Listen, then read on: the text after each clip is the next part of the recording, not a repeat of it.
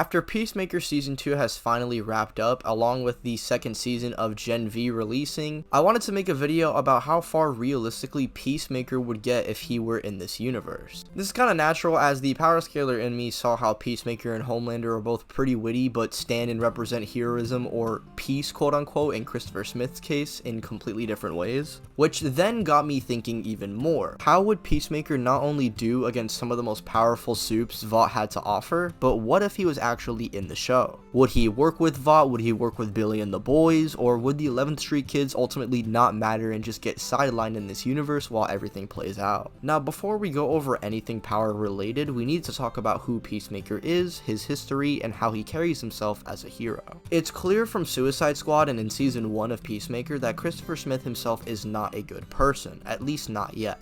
At his absolute worst, he's a contracted killer who's no better than his father and only listens to orders like some dog for the government. While Smith at his best is just, I guess, a slightly funny asshole who uses the idea of being a jackass and his own insecurities to push other people away. The reason for this, of course, is his sad anti-hero backstory, where his racist white supremacist father, also known as the White Dragon, used his kids as punching dummies for a quick buck. And one day, Chris managed to hit his brother a little too hard, causing him to have a seizure and eventually die. And what does his not so healthy father do? Well, he blames his son for this for the rest of his life, while only ever being useful in helping him make toilet seats to kill minorities. And due to having this guilt, Chris vowed to never kill unless it was in the name of peace, but for someone who wants to appear tough and have a strong mentality, this is, funnily enough, the first scene we get with him when he's in a room by himself. And this reminds me of another guy in The Boys who likes to hold a reputation that he himself can't even convince to stick. Anywho, we see that the 11th Street kids who were once just obligated to work with Chris help manage to change Peacemaker's perspective and show him that genuine good people can help change you and push you in a better direction. And it was because of meeting people like Adebayo where he finally stopped blaming himself for his brother's death, which then of course leads into his inevitable fight with his father, the White Dragon, who Chris manages to ultimately kill in the end, but of course this isn't without consequences, like of course White Dragon's Force Ghost now suddenly haunting bro like TFS Nappa.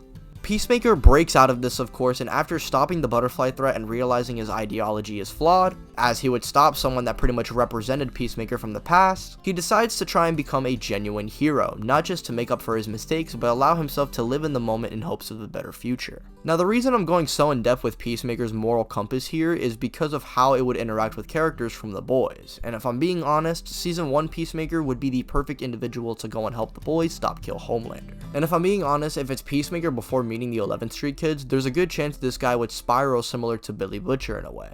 As like Billy, the reason Christopher is able to ground himself is because of his friends being there as a moral compass, similar to how Huey was to Billy or Mother's Milk to the entire crew. However, there's a significant difference between Peacemaker in Season 1 and 2, with Season 2 Chris not even wanting to kill people at this point. I mean, this dude legit went out of his way to join the Justice Gang and stop his racist alternate dimension brother, who, mind you, tried killing his best friend and himself because he killed his alternate brother, and yet despite this, he tells his friends to stop trying to kill him. You could say that Peacemaker is specifically doing this because it's his brother, but I mean, Peacemaker himself doesn't want to blindly kill people anymore like how he did with Rick Flag. As in that situation, he was simply following orders, and that's not what Peacemaker does anymore. I think another idea that would be cool is for Peacemaker to be already a part of the Seven when the boy starts up, and similar to how he came to terms with his new ideology, he would more than likely follow a similar path here as he sees Vought become more and more corrupted from the inside. Which of course makes it much easier for a fight scenario between him and the other members of the Seven to happen, which we can finally get into. The first thing that needs to get out of the way is the fact that Peacemaker is not just a costumed vigilante. This man was able to take on butterflies without weapons, surviving blows from White Dragon, and legit survived a bullet to the throat while the building he was in collapsed on top of him. We know that butterflies are not only enhanced with strength, but they are specifically stated to be 8 times stronger than normal humans. For reference, Peacemaker himself can physically harm them and with his weapons completely turn them into Swiss cheese. He's also literally throwing master martial artists like Judo Master like footballs. I know a lot of people are probably under the impression that Peacemaker is just a peak human with cool tech, but I would say with what's shown in the show, Peacemaker physically is superhuman easily, and this is of course not even me noting his arsenal. Peacemaker is a master marksman that was taught with the ability to kill with literally anything at his disposal, ranging from guns with explosive bullets to dressers. So pretty much think of Deadshot mixed with Sakamoto from Sakamoto days. But of course, Peacemaker's ultimate weapon is his beacon of hope, that being the Peacemaker helmet. Depending on the helmet, he can use different abilities like breathing underwater, anti-gravity, and of course, the most important one we're going to be noting here is the sonic boom helmet. Not only is this helmet his most powerful, but it's capable of shooting wide-range sonic booms that are capable of pulverizing butterflies. For reference, to already do this to the average woman or man, this would suggest that Peacemaker's sonic booms are capable of generating over 63 million joules of energy, which is enough force to destroy small buildings. And we've seen as well Peacemaker's helmets come out unscathed, even when a building collapsed on top of it, which is around 8 billion joules. And if we are factoring in the fact that butterflies are 8 times more powerful, this would mean Peacemaker himself with the sonic boom helmet should be decently into small building level, with his durability on his helmet specifically being large building. Which is pretty useful because if he's fighting someone like Homelander, we could make a case for potentially his helmet deflecting some of his laser attacks. We also do have things like the screwdriver helmet, which allows him to generate a force field around his body, and the human torpedo, which should allow him to withstand the amount of force he throws himself at, unless of course he runs into a rock like Adebayo. Both of these helmets, at least durability wise, should be comfortably in that large building level as well. And in terms of combat and reaction speed, I'd say he's comfortably supersonic, considering he's able to evade bullets and should be relative with Bloodsport and Harley Quinn, who not only are able to do the same thing, but we even see Bloodsport react to King Shark. But remember that this is in terms of course, combat and reaction speed. We see that his travel speed is really nothing to note. With the Peacemaker section out of the way, I will now be putting him through a gauntlet against all the supes and see where he stacks up. Christopher Smith, even in his base, should handle anyone that's just a peak human or below, so really no one in the boys, even if they jump him, wouldn't really do all that much. Kumiko herself is a bit different to talk about, as she is able to fight supes like Noir, A-Train, and even damage Stormfront. However, we do know that Peacemaker usually carries his compressed explosive bullets, which Kumiko wouldn't be aware of, so more than likely she would either attempt to dodge the bullet, which is unlikely considering Peacemaker is a master marksman,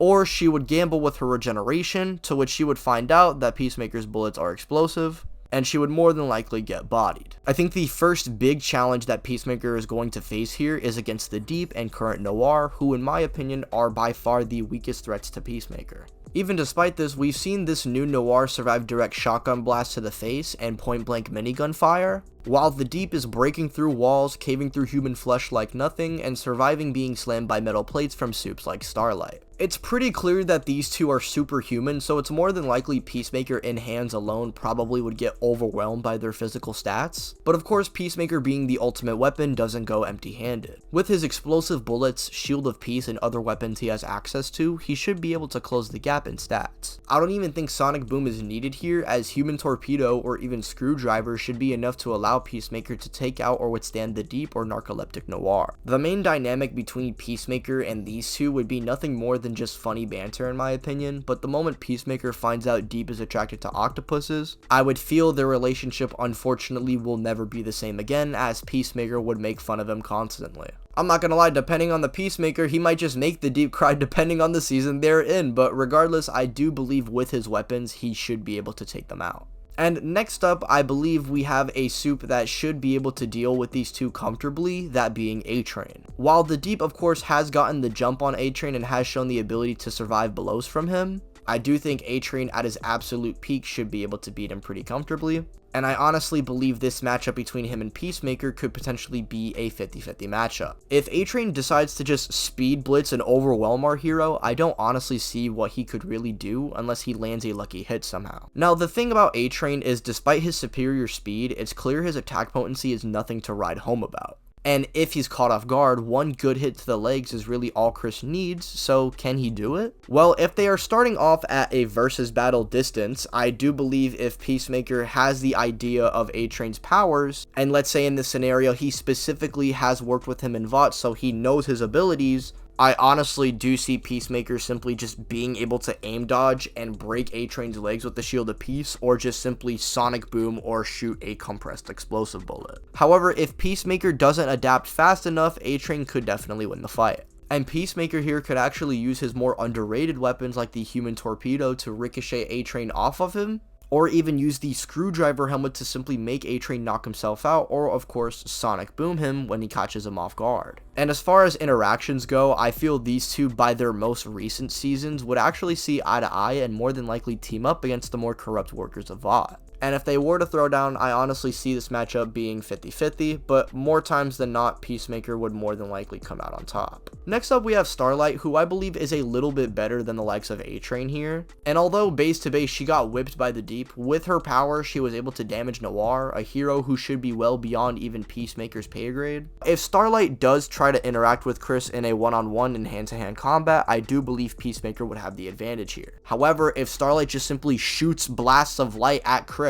there is absolutely nothing he can really do. He could utilize his defensive helmets to try and block some blasts from Annie and wear her down, but if he does not switch helmets fast enough or doesn't use sonic boom, I honestly don't see how Chris gets out of this alive. And I know I said A-Train versus Peacemaker was borderline a toss-up in my eyes. I would have to say this matchup is genuinely just a 50-50 scenario that I honestly don't know. So I'm going to leave this matchup up to you guys. Are Peacemaker's weapons and skill set strong enough to knock out Starlight before her blasts of light incapacitate him? As far as dynamics go, I generally can't see Starlight or Peacemaker getting along. Chris would think she's too uptight, while Starlight would be generally annoyed by Peacemaker's carefree attitude. Now, I'm not gonna lie to you guys, past this point, it's really hard for me to say that Peacemaker is going to take the W. While Peacemaker's best feats are pulverizing superhumans, damaging houses, surviving buildings collapsing on him, and fighting enhanced beings, we have the strongest heroes of all on an entirely different level. For reference, Black Noir and Stormfront, who are the weakest top tiers, are able to survive significantly large explosions. Based on calculations, we can infer that they are taking dozens if not hundreds of times more energy than what Peacemaker could generate with his sonic booms. So even if Peacemaker spams them consecutively, they're not going to be all that effective, and eventually he's going to run out of charges. Black Noir has easily defeated Kumiko, was the main hero keeping an eye on Homelander in his early days, and only lost to Starlight due to assistance from Maeve. This guy is not only evading bullets and moving faster than cars, but we even see him reacting to Homelander's heat vision. Peacemaker's absolute best scaling is just to Bloodsport, who can stagger King Shark, but King Shark's best feat isn't really comparable to what Noir is able to do. Stormfront, despite having questionable feats as well, is still recognized as one of the most powerful supes on the planet. She's able to generate bolts of plasma as well, which would simply just be too strong and fast for Peacemaker to really do anything. And what's worse about this is Stormfront realistically would have worked with Peacemaker's father back in the day, due to them having similar viewpoints on certain topics, which is just going to be an added trauma that my boy simply doesn't deserve. And from this point, I think it's pretty obvious that the other heroes would just simply fold Peacemaker like a sandwich. Queen Maeve has superior skill and strength and speed to Peacemaker, so she just simply beat him and outclass him in every single way. Soldier Boy would be in the same scenario, though I do believe Soldier Boy would be a little less skilled, and a battle between these two shit-talking would be absolutely legendary. And like Stormfront, he would probably agree with his father about his son being a pussy and on certain viewpoints. By this point, characters like Maeve and Soldier Boy are around that city block level, as even early Homelander can survive a chemical plant explosion relative to this scale, and these two are actually able to press and make Homelander try. However, even despite this, they are still not enough to handle the strongest creation Vought has to offer, that being, of course, Homelander. Now, Homelander and Peacemaker, in my opinion, would be a peak interaction. Considering their two different perspectives of heroism, despite having similar backgrounds, with both of them being trained to be an ultimate weapon, seeing these two even in the same room with each other would be ridiculous. Peacemaker, due to being more down to earth though, would see Homelander as more sick than anything. Homelander would initially think nothing of this costume dressing goober with no powers, but seeing how a man, despite the circumstances and having no powers, can make this much of a difference, and I can see Homelander, despite being so narcissistic towards himself and superheroes as a whole, genuinely respecting him despite being inferior to Homelander in every way. And as far as Homelander's scaling, I mean, there's no weapon on Earth that can take out Homelander, which would include nuclear bombs, and we even have a statement of him being able to wipe out a city. And recently in Gen V Season 2, we see Homelander get compared to that of a neutron bomb, which is the equivalent of 1 kiloton of TNT, which is more than enough energy to wipe out a small town. And like I mentioned earlier, he survived chemical plant explosions in his weaker days that covered multiple city blocks, so regardless of how you want to scale Homelander here, he does beat Peacemaker pretty badly. And we can't even use Mortal Kombat scaling because Homelander is also in Mortal Kombat. So sadly, my GOAT does not win the gauntlet, but on the bright side, Homelander finally has won a versus battle! Yes!